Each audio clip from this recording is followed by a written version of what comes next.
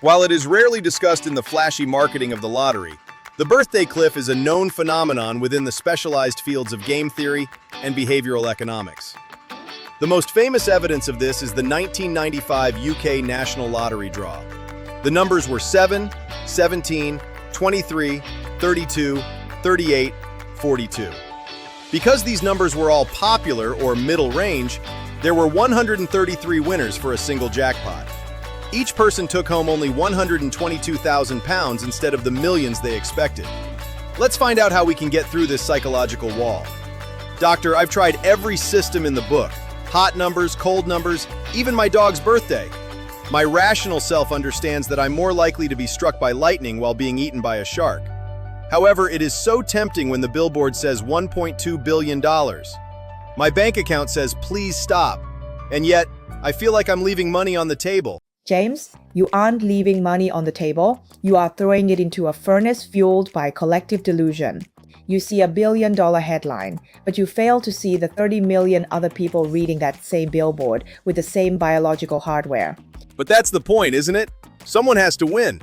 It's 1 in 292 million. If I just buy enough tickets, I'm essentially buying the island I'm going to retire on, right? Incorrect.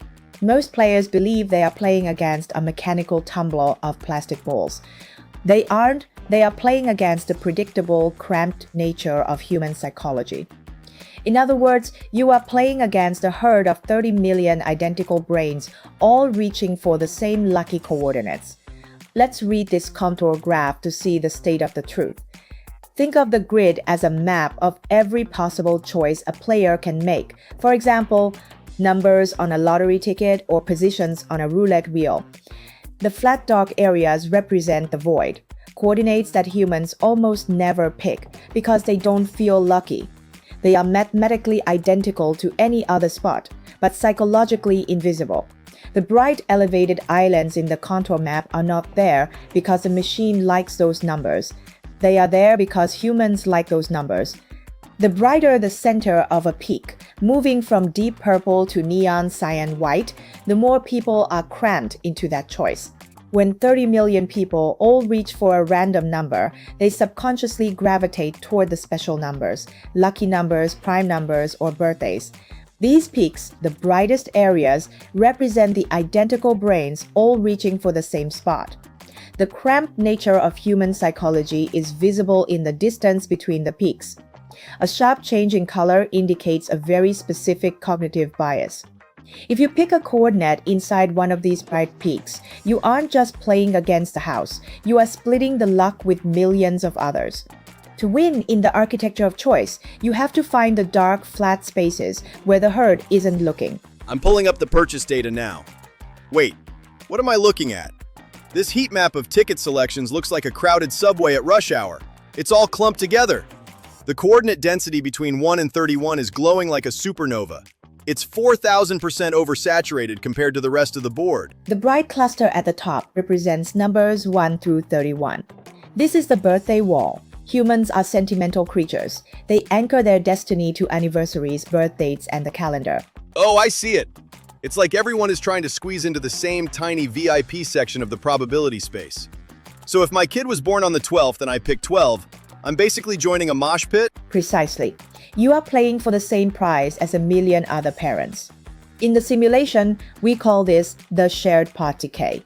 If your lucky numbers hit, you aren't a billionaire. You are a member of a committee. A calendar-heavy win dilutes your net extraction to less than 8% of the headline prize. A committee? Doctor, that's a nightmare.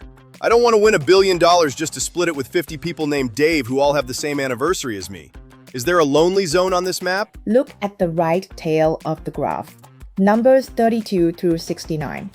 In our audit, we found that selections in this range dropped by over 80% compared to the birthday wall. This is the structural desert. By moving your logic to the high integers, you maximize your solo win probability because the herd is psychologically allergic to numbers without a story. It's a ghost town over there. Why? Do people think the balls are too heavy to reach 60? Are they just afraid of high numbers? What you are seeing reflects the small number bias. This bias is creating a massive strategic vacancy. The herd's refusal to touch the high integers has left 82% of the probability space completely unoccupied. Humans perceive lower numbers as more personal or fundamental. To win alone, James, you must become socially invisible. You must choose numbers that provide no emotional comfort to the average person. So I need to be uncomfortably random? But wait, if I pick something weird like 61, 62, 63, 64, 65, isn't that just as likely to lose? My gut is screaming that those numbers can't possibly come up together. Your gut is mathematically illiterate. Every combination of 5 balls has the exact same probability, 1 divided by 292.2 million. The physics of the machine does not care about your gut. In other words, it is certain that the probabilities of the draw are invariant. The expected value of your ticket only pivots into the positive when its ugliness ensures you are the sole occupant of that coordinate. Ugliness. I've been called that at a bar once, but I didn't think it was a financial strategy. How do we measure ugly in math? In the simulation, an ugly set is a combination that violates human pattern seeking. For example, a set with a combinatory sum greater than 200, James, sending you the payout distribution for sums greater than 200. Loading. Wow, there is a perfect inverse correlation here. As the combinatory sum crosses the 200 threshold, the collision rate drops towards 0. That is the Solitude curve. If the balls sum to a low number, the probability of multiple winners, represented as k greater than 1, approaches certainty. If they sum to a high number, the probability of k being exactly 1 is at its maximum. By targeting a high sum set, we are mathematically optimizing for solo extraction and refusing to pay the crowd's dilution tax. So the universal truth here is that humans are mathematically allergic to the numbers at the end of the line. We're all just crowding at the entrance of the theater instead of going to the front row. They are allergic to the lack of a story, James. Numbers 1 through 31 have stories. Number 67 is just a cold, hard integer. The result of our computation during compare and contrast phase is clear. To win the island, you must choose the numbers that have no soul. We are seeking the maximum narrative friction to ensure our coordinate remains mathematically isolated. Doctor, that heat map is haunting me. It's like I've spent my whole life standing in a neon-lit line for a crowded elevator when there's a private staircase right next to it. Let's get tactical. If I'm ditching the anniversaries, what else is poisoning my ticket? What about Lucky 7? Everyone treats that number like it's the golden child of the universe. James, 7 dating is the most expensive digit in the history of human superstition. It is the social tax. In the simulation, including a 7 in your set increases the probability of sharing your prize by nearly 15%. People don't pick it because the math favors it. They pick it because they are cognitively tethered to a tradition that carries a 0.15 yield reduction on every ticket. So 7 is the popular kid who ruins the payout. Got it. What about prime numbers? There's something about 11, 13, and 17 that feels intentional. Like they have more soul or luck than the boring ones. Numbers do not have souls, James. They have density. Primes are chronically overselected because humans mistake mathematical uniqueness for personal destiny. To optimize the solo win protocol, we must favor high-value composites.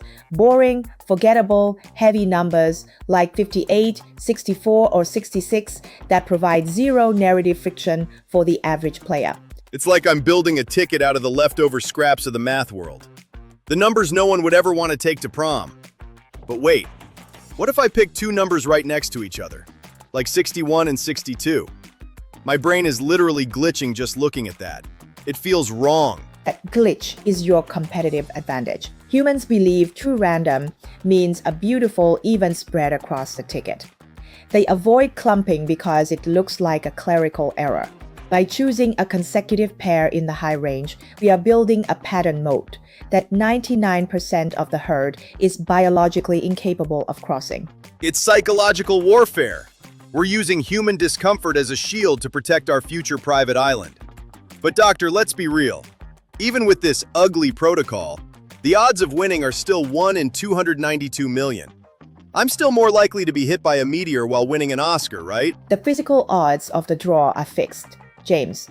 The balls are indifferent to your strategy.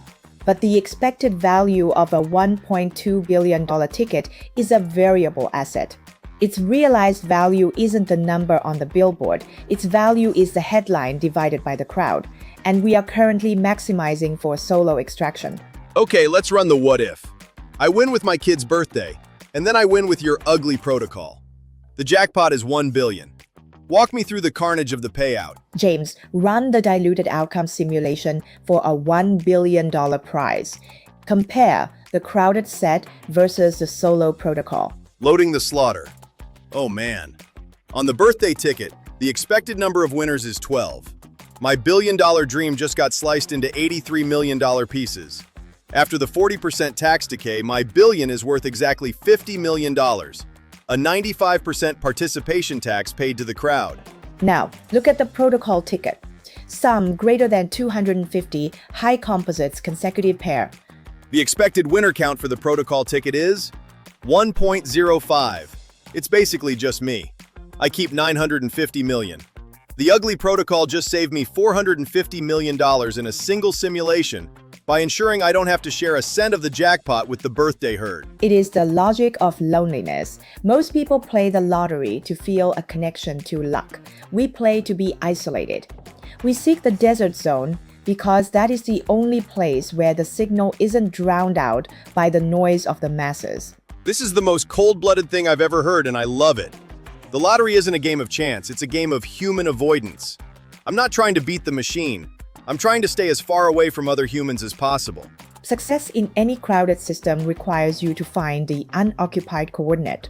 Whether it's the Powerball or the stock market, the herd always pays for its comfort. The solo win protocol is simply the refusal to pay the social tax on patterns. It is the monetization of human avoidance.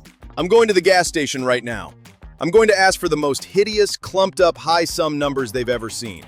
If the clerk looks at me with pity, I know I found the right set. Parity is a leading indicator of a solo win, James. If your ticket makes a human being uncomfortable, you are officially standing in the solo zone. Doctor, you've cured my jackpot vertigo. I realize now that whether I'm picking numbers or choosing a career path, the biggest risk isn't the odds, it's the crowd. How do I start applying this computational truth to everything else? That requires a fundamental shift in how you navigate the architecture of choice. James, prepare the next simulation. We are moving beyond the lottery to the game of existence itself. I will show you how to leverage these hidden patterns to turn the odds in your favor in every room you walk into. I am already on it, mapping out the daily advantage as we speak. Catch you on the next one. Watch our next episode. Understand probabilities, how it applies in our daily life, to discover how to turn the odds in your favor in every room you walk into.